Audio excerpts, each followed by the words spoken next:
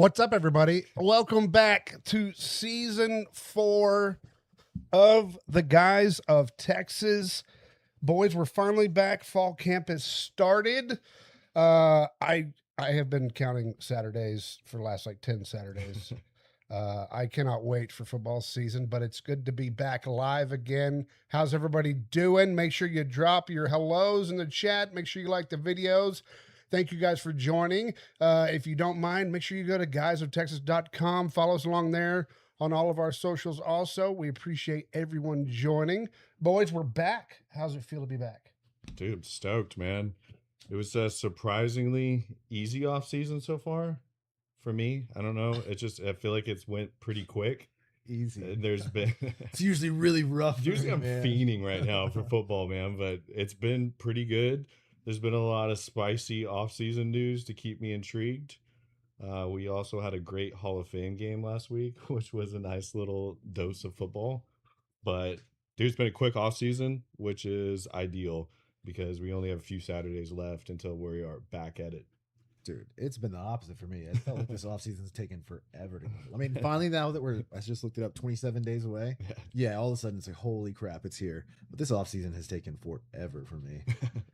Yeah, it definitely feels a lot longer than normal. I do see Buddy the Bulldog in the chat that says hello. Go Buckeyes. We do have a bet going. Buddy, can you confirm you can hear us? Does everything sound good? This is fall practice for us as well. So make sure everyone lets us know if you can hear us in the chat. But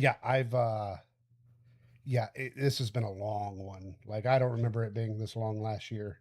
It's been painstaking more because my Rangers decided to get swept by the Astros again. So baseball season's over for me. It's dead.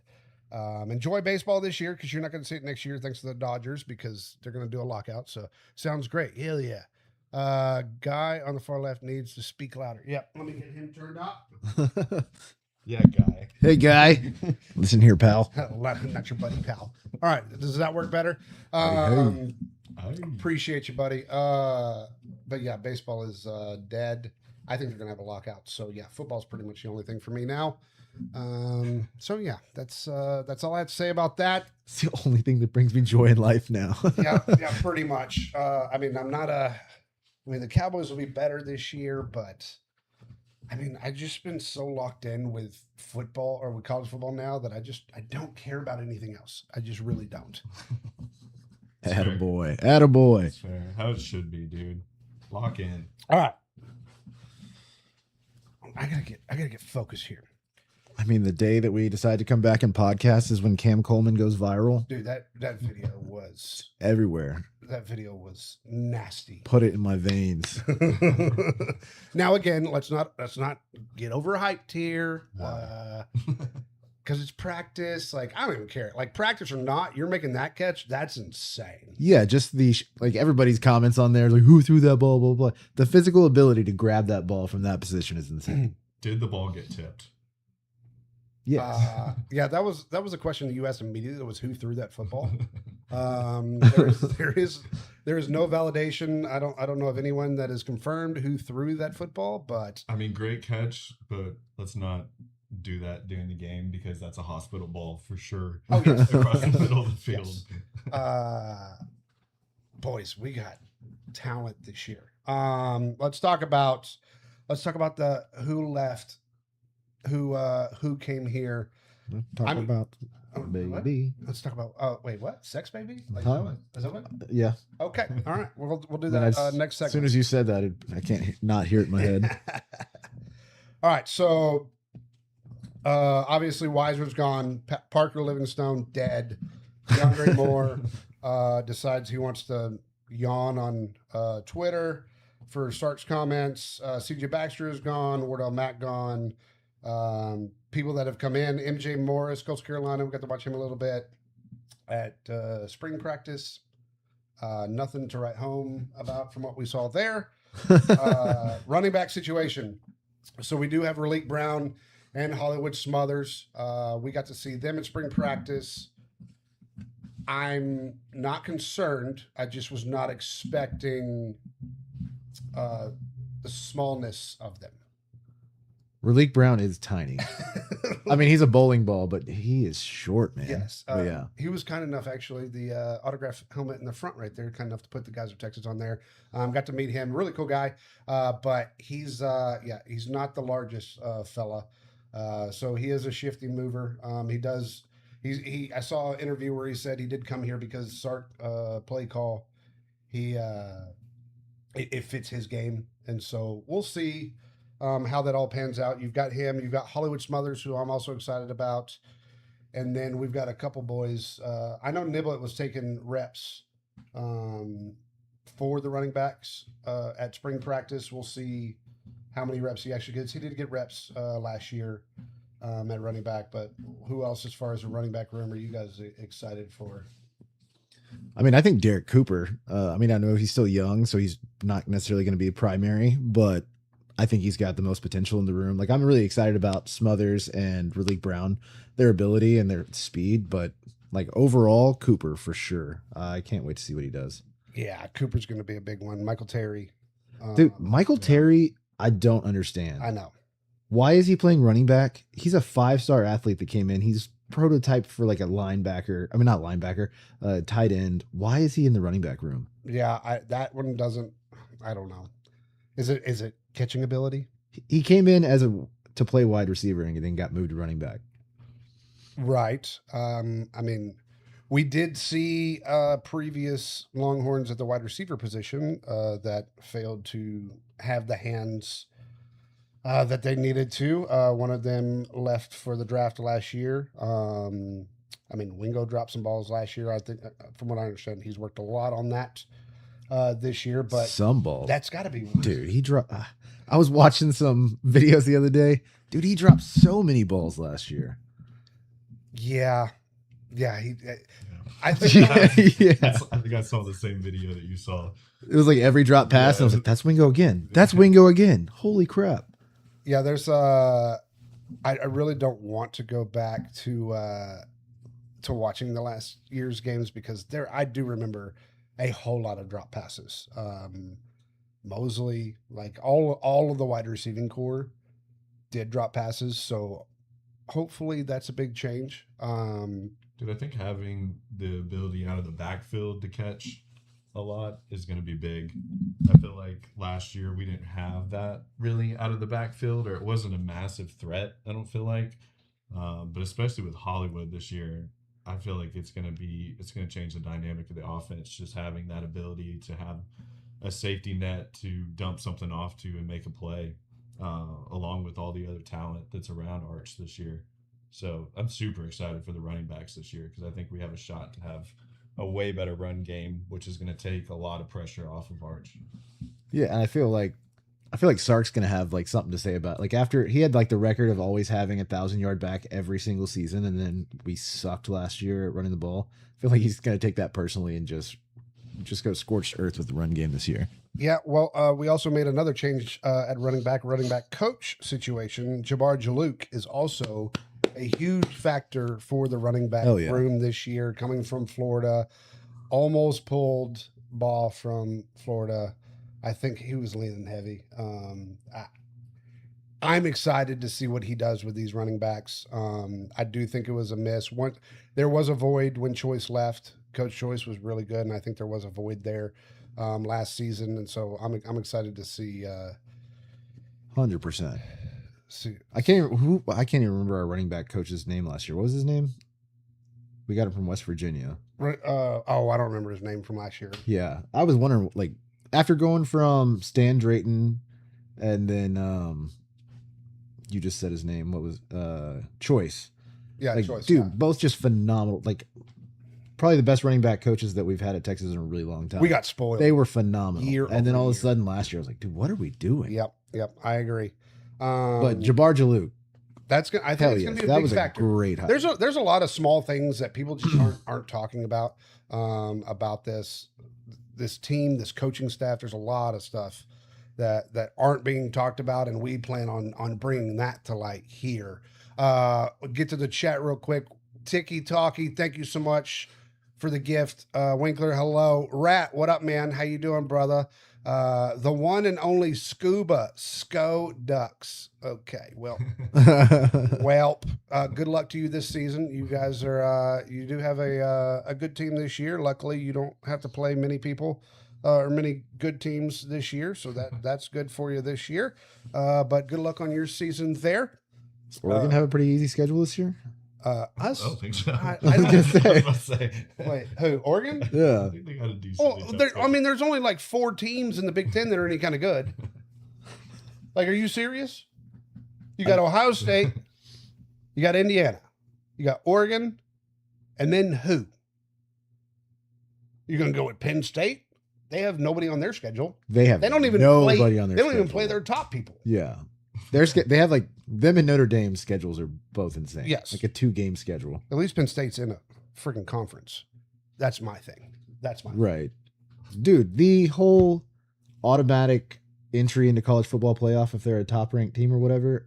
Yeah. Why are we doing this? It's because it's Notre Dame. They're always the golden child.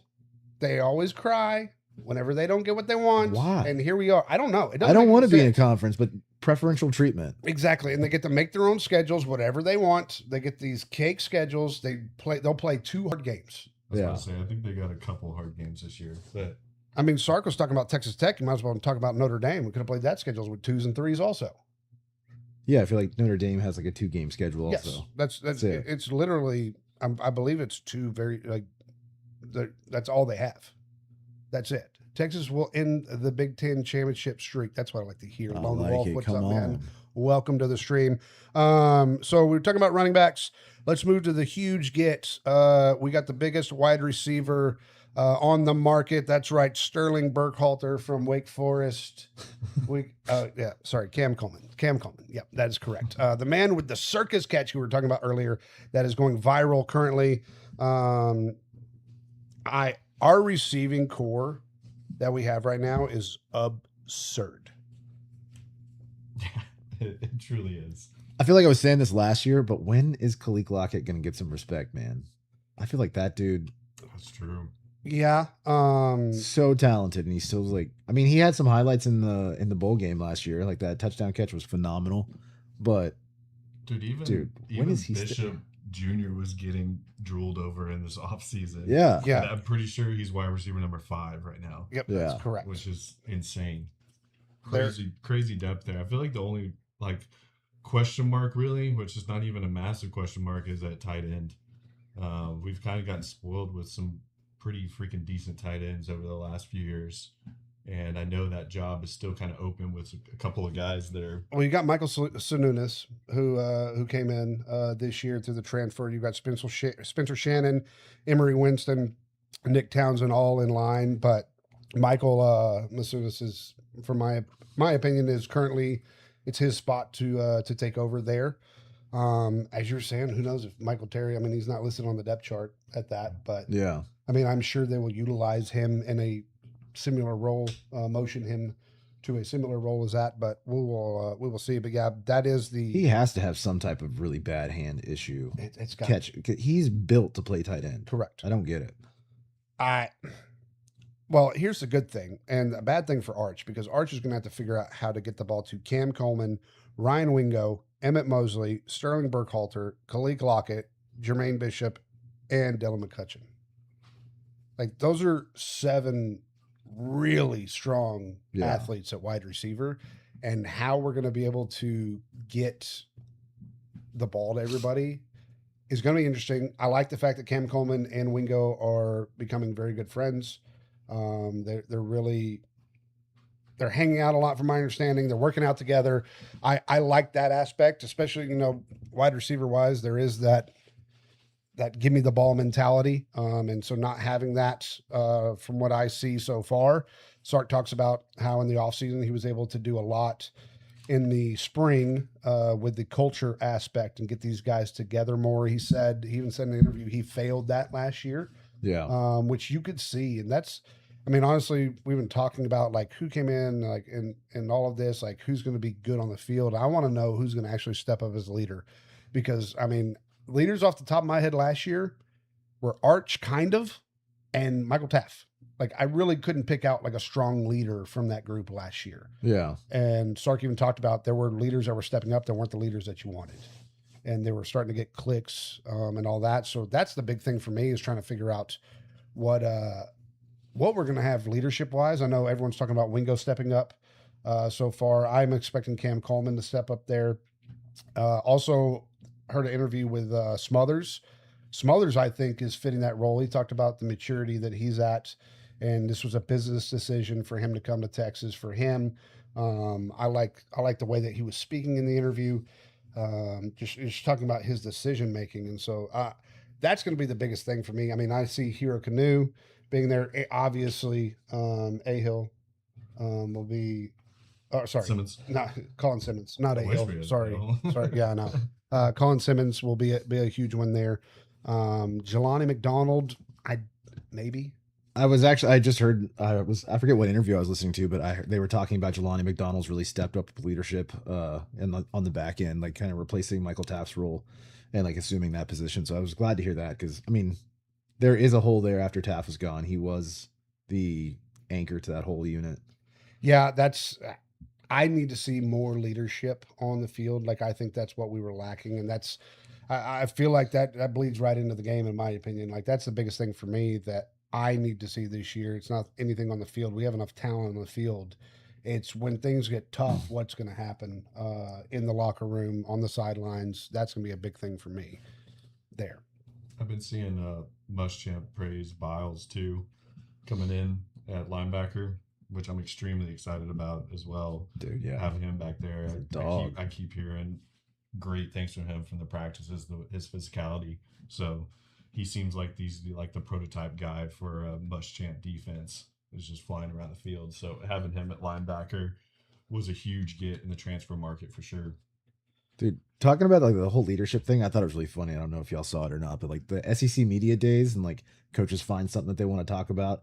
Sark talking about the scavenger hunt around the UT campus like over and over again, like that was gonna like we're really getting this team together. We're doing scavenger hunts on campus. Like, why is this multiple times? It wasn't just like one anecdotal story.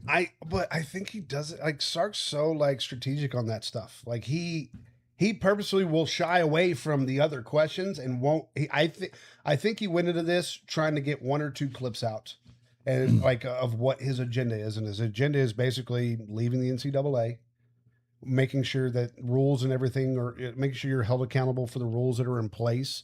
Those are his big topics that he is hammering. I think in the offseason, he hit the Texas Tech stuff. He hit the basket weaving with Ole Miss. Like he's got all that covered in the offseason. And now I think he's trying to just get his small agenda and then basically just talk about whatever's going on in the culture world to get kind of shy away from the Heisman talk with Arch. All of the stuff like, is this the year that you have to win? Is there like your team is so talented, you paid so much money? Is this the year that you have to win? So I think he was avoiding a lot of that there. Yeah. McDonald has stepped up. Big Don Kong, what's up? How we doing? Michael Terry will make an impact this year over the center. Yeah, I'm excited about that.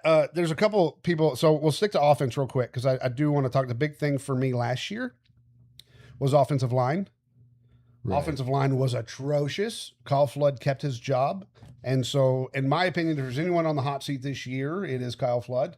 That offensive line, as far as talking about the running backs and everything, protection of Arch, the offensive line is the only real thing that I'm like, I don't know, because we have so many transfers that came in. On the offensive line, you got Trevor Gooseby, which, to be honest, is a huge thing. He didn't go to the NFL. It's crazy. Like, that's very big. You also have a man that went to the NFL and then got a fifth year somehow. And Cole Hudson's back, everybody. Cole Hudson, who entered into the draft, was doing... That's crazy, dude. I mean, he was literally doing practices with teams and stuff. And now all of a sudden, just, again, NCAA, you just sue... and you're back in. And so Cole Hudson getting his fifth year. You got Connor Robertson, Brandon Baker. Let's see, Melvin Siani. You've got a lot of talent that, Lawrence Seymour. There was a couple transfers that we had coming in that that's the thing with the transfer portal, and Sark talks about this with his own, like, well, you can go to the transfer portal, but there's a reason why you're in the transfer portal. Like he says that for people, for our guys that went in the transfer portal, that same rule applies for the ones that are coming in. So as much as like Goosby's a huge get for us, but seeing who the younger guys are that's been on the team that are going to step up this year, and then also seeing what these transfers do coming in, that's going to be a big, honestly, as far as offensive wise, that's the only thing I'm really worried about, because the running backs can take care of business as long as the offensive line is doing their job. Arch can get the ball to whoever they want as long as the offensive line is doing their job. We have plenty of talent as far as weapons goes. As long as the offensive line is doing what they need to do, this team is going to be absolutely dirty. I mean, I think that's the biggest thing to prove this year. Like, everybody keeps talking about like that we reworked the offensive line, we brought in transfers, but like, I don't know. I keep hearing confidence out of pundits or coaches or whatever about that we've improved on the offensive line, and I want to believe it. I need to see it though, because I mean, I don't know how good. Like, what Melvin Ciani? Where did he come from? Was he the Wake Forest guy? Mm-hmm. Okay. I mean, he's got a ton of experience, a ton of snaps, so I'm excited about it. But I don't know. Yeah, I definitely think that is the hinge point to the entire season. Yeah, because we tried to play bully ball at times last year, and it just never worked with the run game.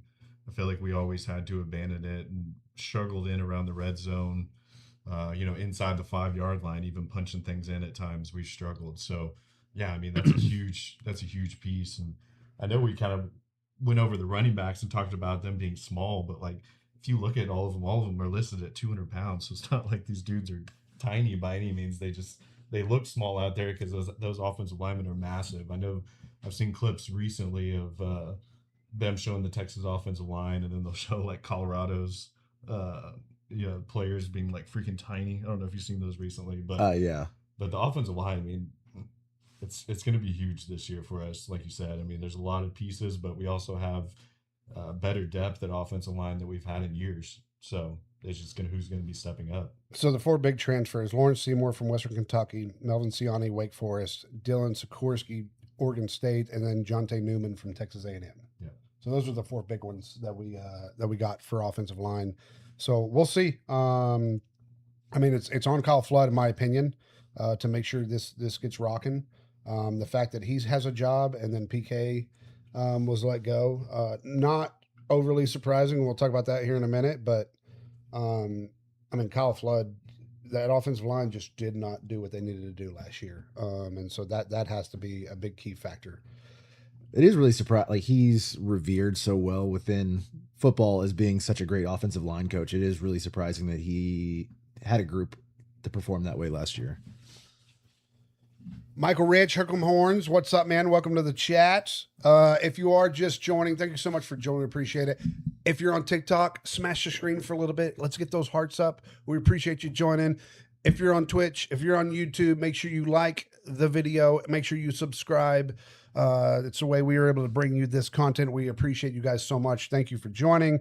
You got any questions, drop them in the chat. We'll do our best. They can be wild questions. We don't care. We don't necessarily try. We try and steer away from the X's and O's as much as possible, but it's been a while since we've discussed kind of the team and kind of the state of where we're at. So we wanted to do this, but you'll see us throughout the season. We like to have fun on the pod, so don't you worry. There's plenty going there. So I see Seth over here smashing the button. Thanks, Seth. Appreciate it. I got us. Yep. Hell yeah. All right. Hell yeah, brother. All right. So the defensive changes: Rasheem Biles, linebacker, biggest get from Pitt. Justin Cryer from Florida State. Brother, that last name on the back of a Longhorn jersey, if we lose, is going to be it's going to be flashed across everywhere. Mark my words. Marcus Boswell from Akron. Speaking of Akron, you guys were talking about it. Seth, what's going on with the football team of Akron right now? Are you talking about the offensive thing? Yes. That I just learned about a few minutes ago? Correct. Yeah, I was completely blown out. I hadn't heard the news. Apparently it's been out for like 2 weeks that there's a contest to become the OC for the opening drive of their first game. Yes. Right? So if you buy a season ticket for the Akron football team, it's $75 for the season for general admission. Which is wild.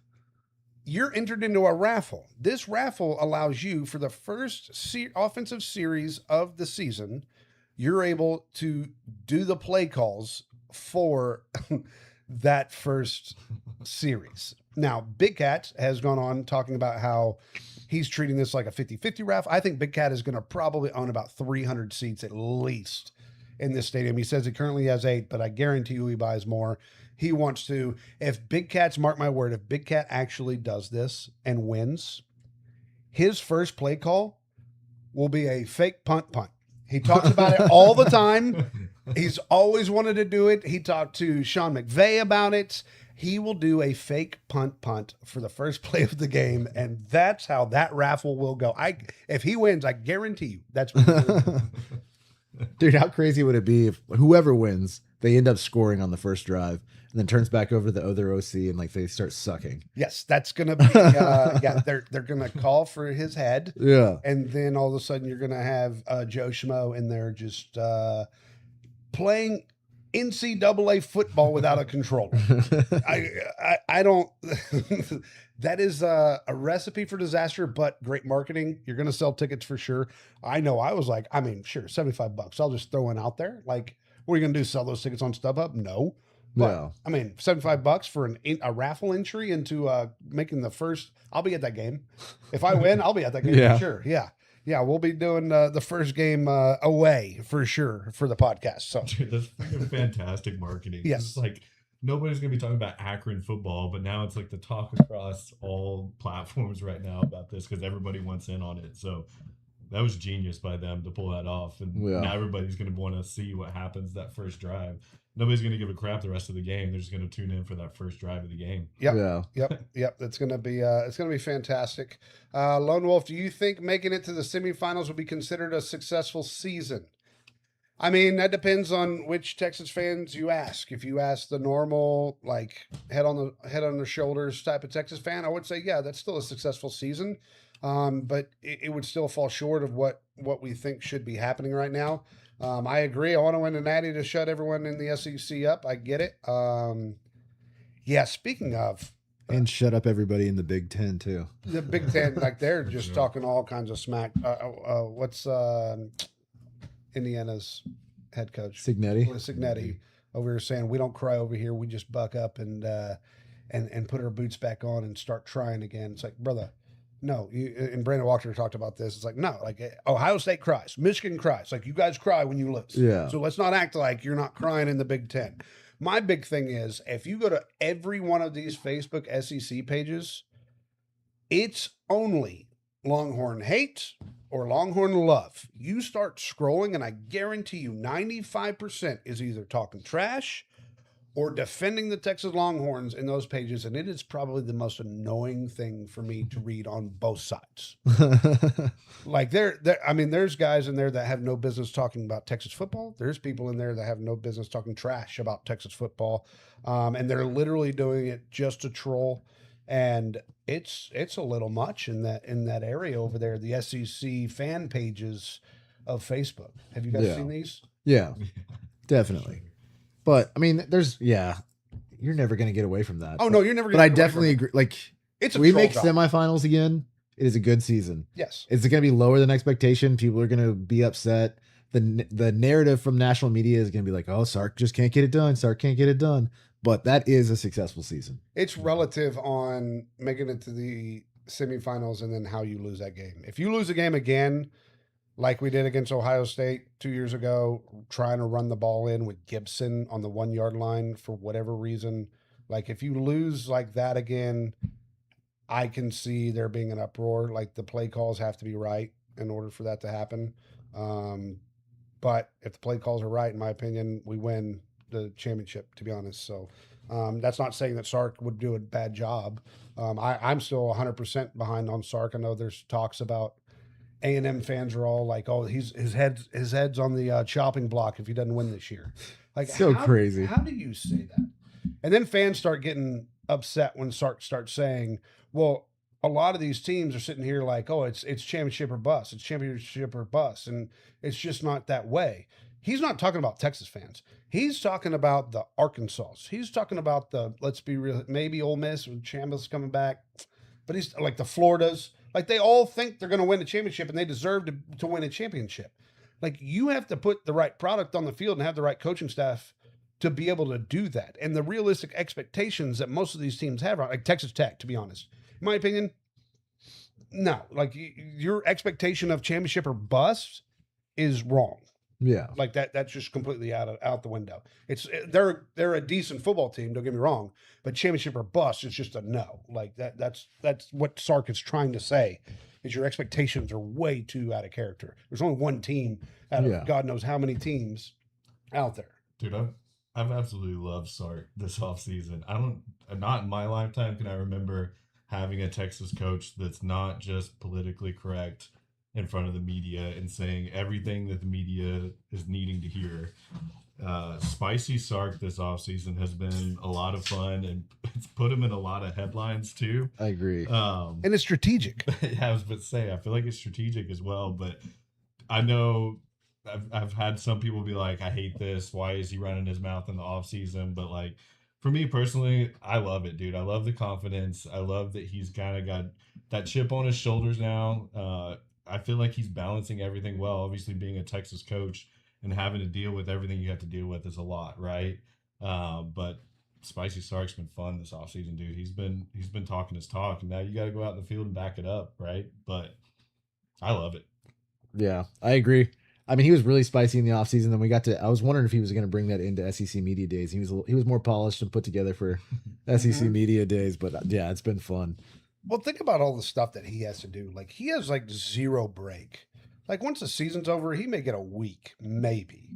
And to deal with the politics of inside the University of Texas, to deal with the fan base, to deal with the fan bases that hate us, to deal with the media that wants to push all these agendas on Arch and all this.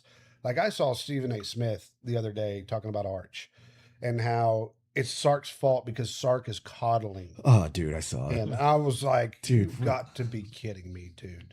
Like this guy's got to, like, he just makes up stuff. That is a troll job. Yeah. He can't honestly think that. Like I get it, it's football, but you can't actually think that Sark is actually coddling him. Arch, especially when he first came in his first 2 seasons, he's still a young kid who's got a lot of pressure that was put on him for no reason at all, just because he has a name on the back of the jersey. That's why all that pressure was there. Like we all saw the game film from high school. Like he was good, but we knew he needed work. There was no coddling, but what the media was doing to him, he had to protect him and made sure he had a safe spot to be able to go, okay, yes, I can do this. Because I mean, honestly, the mental warfare you've got that Arch has gone through and what Sark goes through, like he's protecting him. So Stephen A. Smith can shut the hell up. Yeah. I saw that clip. It was insane. And he kept talking. It was completely the opposite narrative of what Arch and other people have said. Like his interaction with his uncles and stuff. He's like, no, I'm not in their ear all the time. They're not in my ear. If I have a question, I can call them up. But that was like Stephen A. Smith. He's like, he's got other people in his life can do that. Blah, blah, blah. Sark needs to not be in that atmosphere, like that realm of his life. I'm like, where are you pulling this from? You're an idiot. Yeah, I thought it was a wild. In my opinion, that's more coddling if it's just all the Mannings just coaching him. Yeah. That's coddling way more than Sark doing it because that's his job is to coach. Like, I don't understand that whole aspect. Like his entire job is to be able to teach these kids not only how to play football, but to how to experience life outside of football. And I think he's like Sark. I will back until he is no longer a Longhorn, and I will continue to do it after the fact, unless he goes to OU or some other trash football team. Then we're gonna have to think about that. But I don't see that happening. I love Sark to death, and I will absolutely die on a sword for him all day long, just like we've done with Quinn, just like we're gonna do with Arch this year. Like everyone's already talking the trash, but Sark is the key, and the fact that it's 6 years now is like that's wild. He's done a lot in those 6 years, and I just don't see him going anywhere. You don't see him going anywhere? No. You don't buy into the NFL hype? I think it's there. I do think Muschamp is a backup plan. You do? I do. I do think that's why. I don't think that at all. I don't think Muschamp is going to be the coach. I think Muschamp would be the transition period if Sark were to leave. Muschamp is understanding kind of where Sark is taking everything, and then we'll be able to transition that with all the players. There's already a player relationship with Muschamp and Sark. Like, it just makes sense. I'm not saying that's what's actually happening, but it would make sense for that to be kind of a key position on why Muschamp is here. I mean, I think he is a safety net if that were to happen. Correct. I don't think. Like, are you thinking like the powers that be wanted Sark to bring him in, or do you think Sark brought him in because Sark wanted him? I think Sark wanted to change his defensive scheme or what they were doing. He needed to be more aggressive. He's talked about that. I think Sark made all the calls there, and I think Sark made the call of who he wanted to be defensive coordinator. I think there was a strategy in also picking Muschamp specifically. I don't think so. That's my opinion. Yeah. I mean, it is a great safety net if that were to happen. I don't think that was the rationale behind it. I am curious, dude, the life of a head football coach, like, yeah, glitz and glamour, you get paid a crap load of money. The actual day-to-day life sounds insane. Yes. You never get a break. Nope. Ever. It's balls to the wall. Exhausting. It's crazy. Like, I could totally see the appeal of, like, yeah, I'm going to go to the NFL. I want to have a life. I hope That's not, true. though. I hope not, though. All right, so we talked a lot about offense, so we started talking about defense. My biggest thing is that everyone is talking about the offense and no one's talking about Muschamp, number one, and Gideon, number two. I think both of those coaches coming in is going to change the dynamic of Texas football on the defensive side that we've been needing. You go look back at the Mississippi State game. You look back at the Vanderbilt game where we got so far ahead and all of a sudden we just get relaxed. And then here comes Vanderbilt. It's like you had them wrapped up for the full half, and all of a sudden you're just going to let them come back because you want to play soft defense. Yep. Like, Muschamp will not allow that, and I can't wait, dude. It's going. There's going to be, I think there'll be more touchdowns scored off of the aggressiveness. How do I say this? I think there'll be more longer pass plays and stuff because of the aggressiveness, but I think they come few and far between. If that makes sense, they're not going to be able to dink the ball down the football field like they were able to last year. Yeah, I can already see Muschamp freaking losing his mind on the sideline. Can't wait. If we give up these kind of BS touchdowns like we did last year, where we just totally let our foot off the gas. Yeah. So yeah, I'm all for it, dude. I'm all for a defense being overly aggressive, bring extra guys on the blitz. I mean, it's what we've seen throughout the SEC, and we've seen it from Saban's Alabama teams. We've seen it from the Georgia teams where they have the personnel and they're overly aggressive, and you get the quarterback back there just seeing ghosts the whole time. I mean, we saw that here in Austin when Georgia came here with a very experienced Ewers out there not knowing where everything's coming from. And I know Muschamp had a lot to do with that game plan. So yeah, I'm all about the over aggressive defense. And if you end up getting exposed, like you say, and giving up some of those, that's the risk you take. But we have the personnel on the backside to match up one-on-one with these receivers that I feel comfortable doing it, because I mean, guys like Colin Simmons coming around the edge is going to be, you're not going to have too much time to make a decision as a quarterback. So I'm extremely excited about this defense with Muschamp at the helm. I think it was the change we needed, because I felt like we were a little bit too relaxed last year and didn't go for the throat when we needed to at times defensively to end these games. Yeah. I don't understand. Like, there's been a lot of conversation about Muschamp. Like, does he still have it? Blah, blah, blah. He hasn't coached in, Right. like, he's been at Georgia, but he hadn't actually been calling plays. He hadn't Right. actually been a coach. Like, dude, what are you talking about? He's got the keys to Ferraris at Texas. Dude, he's walking into Colin Simmons in his final year. Like, he didn't lose his ability. He's revered. He's Coach Boom. Like, there's a reason he is perceived the way that he is. And yeah, he didn't have success as a head coach, and now he's back into just defense. How is he not going to be? I don't get the questions about his ability. Well, not only there's two things to this. Not only does he help the defense, his job, but Sark will be on the benches talking to Arch during the defense playing on the field now. Right. Like, Sark is not going to be watching what the defense is doing a lot of time this year, in my opinion. He's going to be coaching the offense on actually what they're going to do on the next drive now, which is what he enjoys doing. Now Muschamp is able to take that role over. Sark knows his scheme already. Sark enjoys his scheme. That's why he brought him on. So he's going to say, Muschamp, do what you need to do there. If there's a problem, we'll talk about it at halftime. But I'm going to deal with the offense. You deal with the defense. And that's going to be the biggest key this year. That's what I'm excited about. Yeah, I agree. I mean, we saw it. Like Sark hasn't been who Sark needed to be the last 2 years, as far as like, especially last year, but the last 2 years, like his offensive calling, you've seen the lines like slowly come down, and him being able to put like full focus back into it. I'm stoked for what this Sark is going to be. It's yeah. God. How many Saturdays is it? It's 4 more now. 27 days. 27 days. Oh my God. I'm gonna need the heat to chill out. I keep looking at that. I'm like, okay. We're gonna cook that. Yeah, first game. that first game. 2:30 kickoff. Fuck. Texas State. I got an intern, Samir. Shout out Samir. Got an intern. He goes to Texas State, so he's going back next week, and he'll be my guest at the tailgate for when we beat that ass. So that's a guarantee. You can mark it down. I think I've already looked at the spread. It's 30.5. Texas points 30.5. I think it's 60.5 total points for that game. So yeah, go ahead and bet on the 30.5 right now. Run Guarantee that.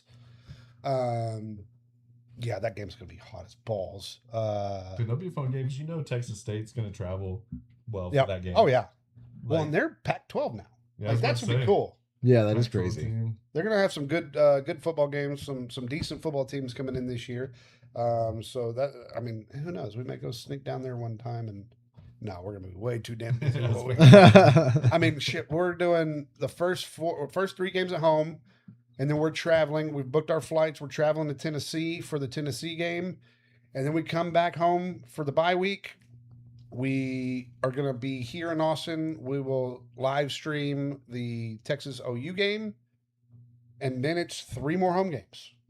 So first 7 out of 8 football games we will be at. There's not much of a break. It's gonna be No, fun. It's going to be absurd. Those first 9 weeks of football. So, and then the bye week is the Texans and Cowboys. Did you know that? Hell yeah. Yeah. I didn't know that. Yeah. We should go. Yeah. So yeah, pretty much we're just gonna go to Dallas now and go watch the Texans and the Cowboys That'll be play. fun. So yeah. So yeah, this season's gonna be nutty. I can't wait. What's your biggest area you want to see improve this year from last year if you had to pick one? And then pick a player also. I mean, I feel like we already went over it, We but did. offensive line for sure, 100% offensive line. Player, like excited, who breakout style player or Yeah. I mean, I did buy into the Bishop hype, but I just don't think he's gonna get the playing time. But I did buy in. I'm excited to see what he does. Well, I mean, Jamie French had the same hype, like, and he's at Michigan. Yeah, he's at Michigan. So I don't know. was never a Jamie French believer. I was more of a Khalil Lockett guy, but that still hadn't panned out yet either. So I don't know. Yeah, I guess I'll stick with Bishop. I think he's gonna be phenomenal. I don't think it'll happen this year though.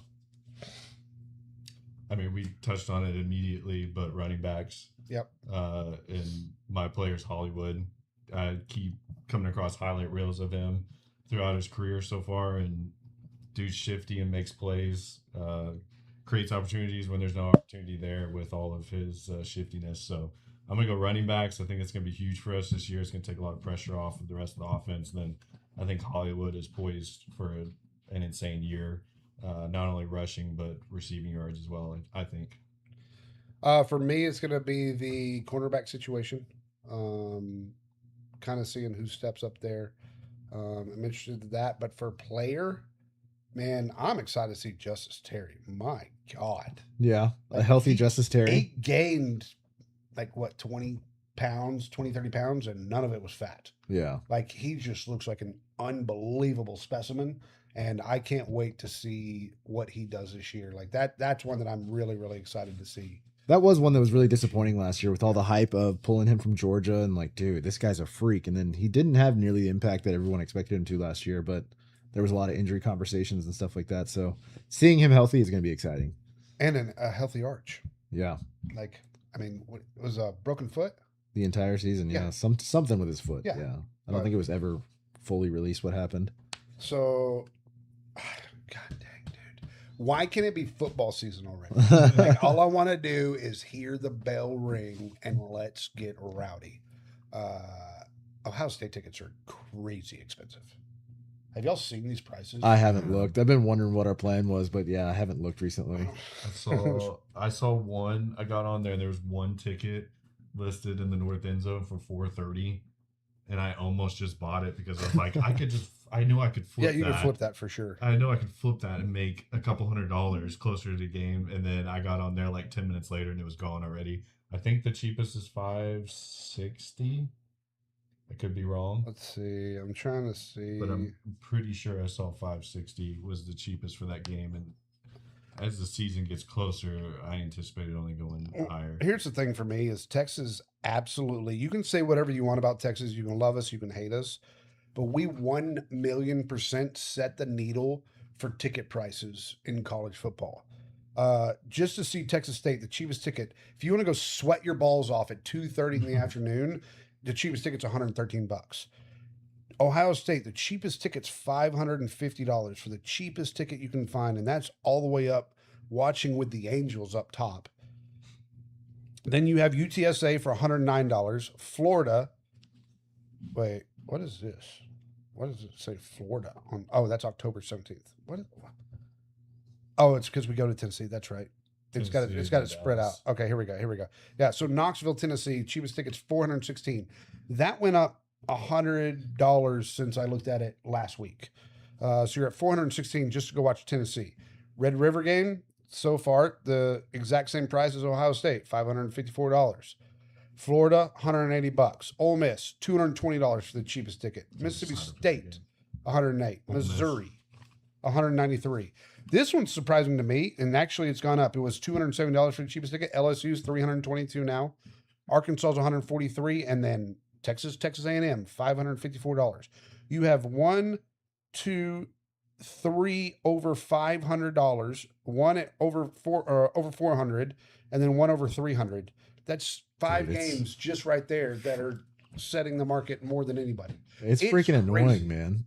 Being a UT fan is tough. Yeah, man. it sucks. I'm gonna tell you that. I mean, literally, I saw that it was some breakdown that somebody had, and it was like every single team that we play this year, we are their most expensive Correct ticket.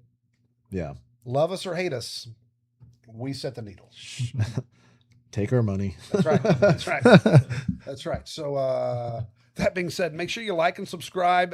If you're on TikTok, make sure you smash the hearts on the screen. Appreciate you being here.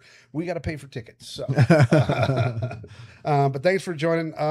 Also, make sure you go to guysofTexas.com. All of our social medias are on there: TikTok, Twitch, Twitter, Instagram. We are going to have sponsors coming up here soon, so we're excited about that. Getting the finalized copies of all that, so we're excited for the upcoming season. But we appreciate you guys all joining in the chat and everything. What else you guys want to talk about today? I mean, we still got a lot to go over. But, I know, but I want to hold some for next week. I was about to say, I think we'll get some in here in the next week or two leading up to the season. But man, it's good to be back. Yeah, is it the new field is not open yet? I guess it's close. The new practice facility.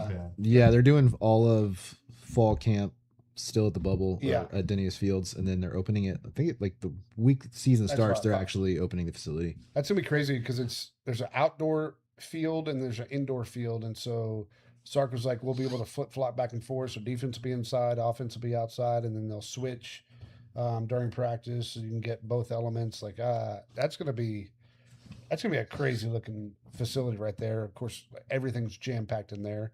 That bubble has been there for forever.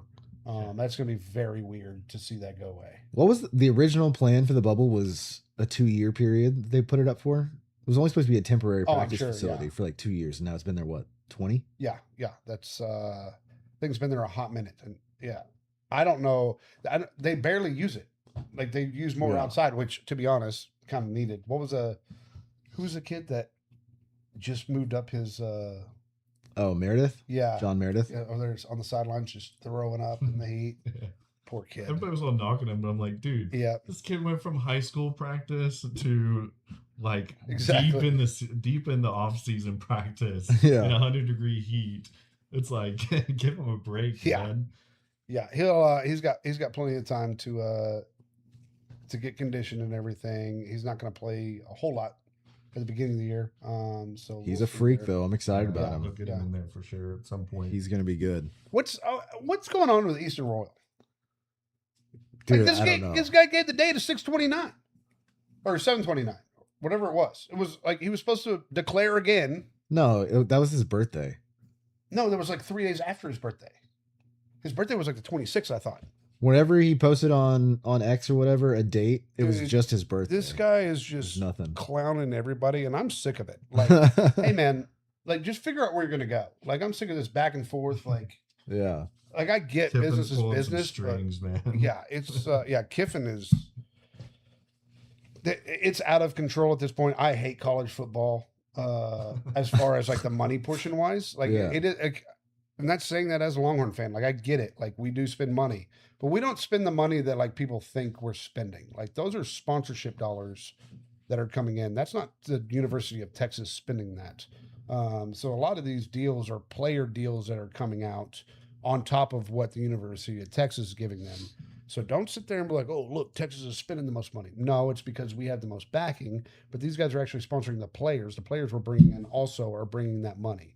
So I don't know. It just, I think the Ethan Royal thing is going to come down to the season. yeah. If we have a phenomenal season, I think he's going to stick with Texas. If it's iffy, I can definitely see him going to LSU. But I mean, I want him. Kid's a freak. He's great. Yeah. We'll say this for next podcast, but I'm a little worried about OU's defense this year. They're going to be stout, man. I know. I was having a conversation with the bar last night about this, and just as much as I don't want to give OU credit, like I think they're going to be pretty good this year. Yep.